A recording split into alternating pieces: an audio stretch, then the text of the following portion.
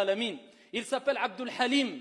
Et lui, il nous raconte ce récit qui a eu lieu, si je ne me trompe pas, il y a plus de 20 ans ou 20 années en arrière. 20 années en arrière.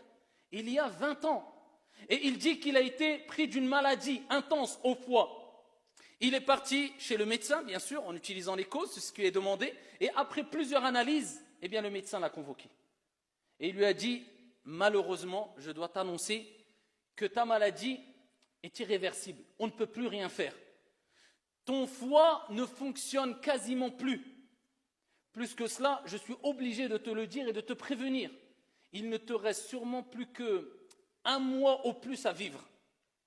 Alors le qari, le récitateur qui est toujours vivant, et ce récit est cité par lui-même il y a 20 ans en arrière, eh bien quand il est sorti de chez le médecin, bien sûr quelque part, pris d'émotion, pris de peur, c'est humain, nous sommes des êtres humains, mais avec une confiance sûre et complète en Allah subhanahu wa ta'ala. Il s'est rendu chez son père et il lui a dit, j'ai été éprouvé et tu vas être éprouvé, je dois te raconter ce qui s'est passé. Le père lui a dit, vas-y, et il lui a raconté ce qui lui est arrivé. Et le père a dit, alhamdulillah, at-tawakkul, as-sabr, at-thabat. C'est au moment où on apprend le malheur. C'est pas 5 heures après, c'est pas 2 jours après, c'est pas 1 an après. Il dit, la louange est Allah, il s'en est remis à son Seigneur, tabaraka wa ta'ala. Et là, le père lui a dit, eh bien, toi, tu es meilleur que beaucoup d'autres. Parce que d'autres personnes sortent le matin et ne reviennent pas le soir chez eux. Ils sont morts dû à un accident ou autre, ils ne s'y attendaient pas. Contrairement à toi, Dieu t'a laissé 1 mois devant toi. C'est comme s'il te prévenait, tu as 1 mois pour te rapprocher de ton Seigneur. Et là, son père a rappelé c'est quoi? L'amour d'Allah subhanahu wa ta'ala. Et le fait de se préparer pour l'au-delà. Il lui dit, oh mon fils, montre-moi maintenant à travers tes actions ce que tu vas préparer pour ton au-delà.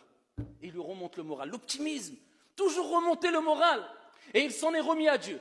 Et il a multiplié les invocations, la récitation du Coran et Qiyamul Layl, et il est tombé malade, ou il a reçu du moins cette annonce pendant le mois du Ramadan, alors qu'il présidait la prière pour Salat al-Tarawih.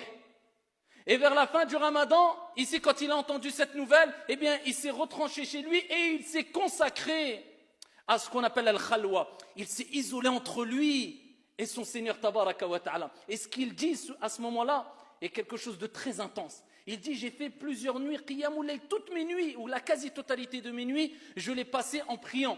Mais regardez ce qu'il dit, ce qui est très important. Il dit, je me souviens d'une dua, et je pense que c'est la cause de ma guérison. Il dit, lors du dernier tiers de la nuit, il n'a pas dit, j'ai invoqué Allah simplement. Il a dit, j'ai parlé à Allah. Et ça, c'est toute la différence. Il y a une différence entre invoquer Allah